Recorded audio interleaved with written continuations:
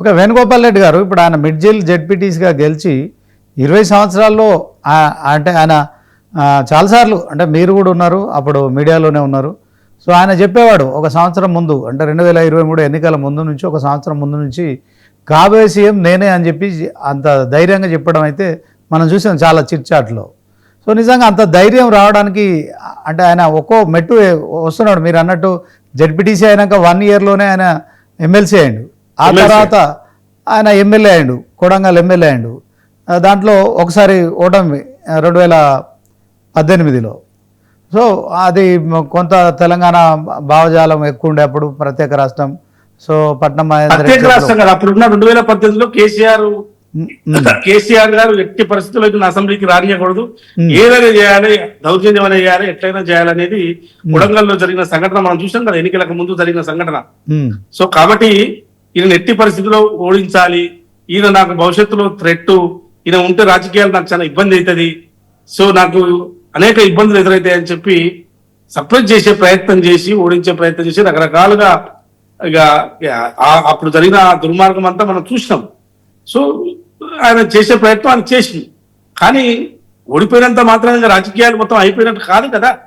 కానీ వెంటనే ఇది జరుగుతుంది, ఖచ్చితంగా ఈ పని చేసిండు, దీనికి మనం మళ్ళీ నిలబడాలని చెప్పిండు, రాజకీయాల్లో తొక్కుకొని నిలబడాల్సిన అవసరం ఉన్నది అనుకున్నాడు. మల్కాజ్గిరి ఎంపీకి నిలబడాడు, అప్పుడు చాలా ప్రయత్నం చేసాడు, కానీ నిర్వహించలేకపోయింది. సో ఏదైనా ఒక వ్యక్తిని పదే పదే ఇబ్బంది పెట్టాలి, వ్యక్తిత్వం హననం చేయాలని ఒక ప్రయత్నం కేసీఆర్ గారు చేశారు.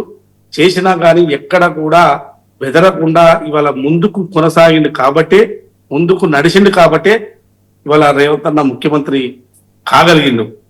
కాబట్టి రాజకీయాల్లో ఒకటే, అది ఇప్పుడు కూడా చూస్తున్నాం కదా, మనం పరిపాలన నడుపుతున్న సందర్భంలో కూడా ఎక్కడ కూడా ప్రతిపక్ష పార్టీని పూర్తి స్థాయిలో వాళ్ళు చేసినట్టు మొత్తం ఎక్కడిదక్కడ కకావికలం చేయాలన్న ఒక ప్రయత్నం ఇక్కడ ఈ ప్రభుత్వం కానీ ముఖ్యమంత్రి గారు కానీ చేయట్లేదు. సో చాలా మంది ఏమంటారంటే రేవంత్ రెడ్డి గారు రాగానే వీళ్ళ మొత్తం అయిపోతుంది, భర్తం పడతాడు, రకరకాలు. కానీ ఒక ప్రజాస్వామ్యబద్ధంగా ప్రభుత్వాన్ని నడపాలి, మనకు అధికారం వచ్చినంత మాత్రాన వాళ్ళ రోడ్డు మీద ఈడ్చాల్సిన అవసరం లేదు. సో వాళ్ళ ఓటమే ఇలా వారికి గుణపాఠం అనే విధంగా ఇలా ముఖ్యమంత్రి గారు భావిస్తున్నారు. ఓకే, వాళ్ళు చేసిన అక్రమాలు కావచ్చు, ఇవన్నీ కాబట్టి ఇవన్నీ ఆల్రెడీ కమిషన్లు ఇవన్నీ నడుస్తున్నాయి, విచారణలు నడుస్తున్నాయి.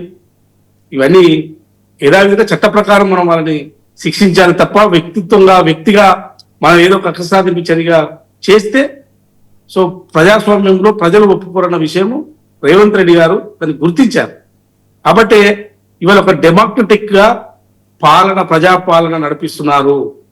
కాబట్టి ఇలా రేవంత్ రెడ్డి గారి యొక్క జీవితం కానీ, రేవంత్ రెడ్డి గారి యొక్క లక్ష్య సాధన కోసం ఆయన ఏ విధంగా కృషి చేస్తాడు, ఏ విధంగా ఉంటాడు, ఒక ముందు చూపుతూనే నేను ఈ రాష్ట్రానికి ముఖ్యమంత్రి కావాలి అని చెప్పి జెడ్పీటీసీ గెలిచిన తరువాత నేను అప్పుడు ఉమ్మడి రాష్ట్రంలో కూడా నేను ముఖ్యమంత్రి అవుతా అని చెప్పి ఆ రోజే, అంటే నాకు ఎందుకంటే రీసెంట్ గా నేను మిడ్జిల్ మండలానికి వెళ్ళాను. మిడ్జిల్ మండలానికి వెళ్తే అక్కడ ఉన్న లోకల్ గా వెళ్ళి కొంత అన్నతో ఆ రోజు సహకరించిన వాళ్ళతో కొంత నేను ఇంటరాక్షన్ అయితే వాళ్ళు చెప్తున్నారు. సో రేవంత్ రెడ్డి గారు మాకు ఆ రోజే జెడ్పీటీసీ గెలిచిన తర్వాత కూడా నేను రాష్ట్రానికి ముఖ్యమంత్రి అవుతా అని చెప్పిండు. సో అప్పుడు ఉమ్మడి రాష్ట్రంలోనే చెప్పిండని. సో అంటే ఆయన లక్ష్యము, ఆయన గోలు ఏ విధంగా ఉన్నది అనేది మనకు నిజంగా ఆ లక్ష్యాన్ని పెట్టుకొని లక్ష్యాన్ని ఛేదించడం అంటే అంత ఈజీ కాదు. ఇవాళ ప్రత్యేక రాష్ట్రం ఏర్పడిన తర్వాత కూడా ఖచ్చితంగా నేను ముఖ్యమంత్రి అవుతా అని చెప్పి చాలా మంది చెప్పారు. అంత ఉమ్మడి రాష్ట్రంలో చెప్పిండు, రాష్ట్రం ఏర్పడిన తర్వాత కూడా చెప్పిండు. సో అది తక్కువ కాలంలో, ఎందుకంటే కుటుంబ నేపథ్యంలో పెద్ద రాజకీయాల్లో లేనప్పటికీ కూడా ఒక 20 సంవత్సరాలు ఆయన రాజకీయ జర్నీలో అతి తక్కువ కాలంలో ముఖ్యమంత్రి కావడం అనేది ఇది నిజంగా కూడా ఒక వ్యక్తులు ఒక కమిట్మెంట్ తో పనిచేసే వాళ్ళు, క్రమశిక్షణతో పనిచేసే వాళ్ళ మాత్రమే ఇది సాధ్యమవుతుంది. ఎందుకంటే చాలా మంది నేను ఏమంటుంటే, అంటే మీరు అనొచ్చు కొంతమంది 2 ఏళ్లకే 2 సంవత్సరాలకే పార్టీలు పెట్టి ముఖ్యమంత్రులు అవుతారు, కొంతమంది 3-4 సంవత్సరాలకే ముఖ్యమంత్రి. అంటే వాళ్ళు ఒక రాజకీయ పార్టీ పెట్టుకోవచ్చు, కానీ వాళ్ళ ఒక నేపథ్యం ఉంటుంది వాళ్ళకి. అంటే వాళ్ళకి ఒక పాపులారిటీ దాదాపుగా ఒక 20 ఏళ్ళు 30 ఏళ్ళు కూడగట్టుకున్న తర్వాత ఒక రాజకీయ పార్టీ పెట్టి గెలిచిన వాళ్ళు ఉన్నారు ఈ దేశంలో. కాబట్టి వాళ్ళ వచ్చిన నేపథ్యం వేరు. సపోజ్ ఫిలిం స్టార్స్ కావచ్చు, కొంతమంది రకరకాలుగా పార్టీలు పెట్టి అంటే వాళ్ళకు ఉన్న నేపథ్యం దాదాపు ఒక 30-40 సంవత్సరాలు కష్టపడితే కానీ వాళ్ళు ఆ విధంగా పార్టీ పెట్టి కేటాయించి చీఫ్ మినిస్టర్ కాగలిగారు. కానీ ఒక సామాన్యుడిగా వచ్చి రాజకీయాల్లో ఒక రాజకీయ పార్టీలో పనిచేసుకుంటూ ఇండిపెండెంట్, అది కూడా ఇండిపెండెంట్ వచ్చి గ్రౌండ్ నుంచి గ్రౌండ్ లో ఏం జరుగుతుందన్న విషయం కూడా తెలుసు.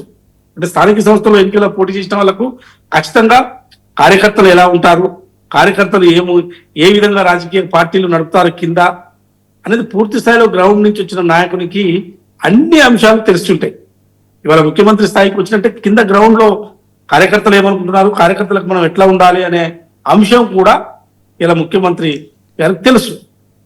ఓకే, వేణుగోపాల్ రెడ్డి గారు ఆయన అంటే జీవితంలో కూడా కొన్ని అపజయాలు, కొన్ని వివాదాలు, కొంత నిరాశ నిస్పృహలు, అంటే ఒక విజయం వెనుక ఇవన్నీ కామన్గా ఉంటాయి. కానీ ఆయన చాలా ఎక్కువగా బాధపడిన సందర్భం ఏదైనా ఉందా మీకు తెలిసి? ఎందుకంటే ఆయన కూతురు పెళ్ళప్పుడు కేవలం ఆ పర్మిషన్ తీసుకొని జైలు నుంచి రావడం, చల్లపల్లి జైలు నుంచి రావడం కావచ్చు, అదే క్రమంలో ఓటుకు నోటు కేసులో కూడా కొంత ఆయన ఆరోపణలు ఎదుర్కోవడం కావచ్చు, వీటన్నిటి పట్ల ఏం చెప్తారు?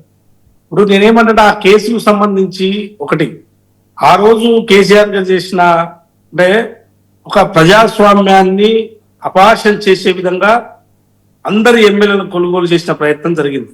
ఎవరు? కేసీఆర్ గారు. ఈవెన్ కాంగ్రెస్ పార్టీ ఎమ్మెల్యేలను, అన్ని పార్టీ ఎమ్మెల్యేలు. సో వాస్తవానికి చెప్పాలంటే ఆ సమయంలో వాళ్ళే ప్రజాస్వామ్య అపహాస్యం చేసే విధంగా ఎమ్మెల్యేలందరినీ కూడా తన పార్టీలో చేర్చుకున్నారు. మరి ఇది ఎంతవరకు సమంజసం?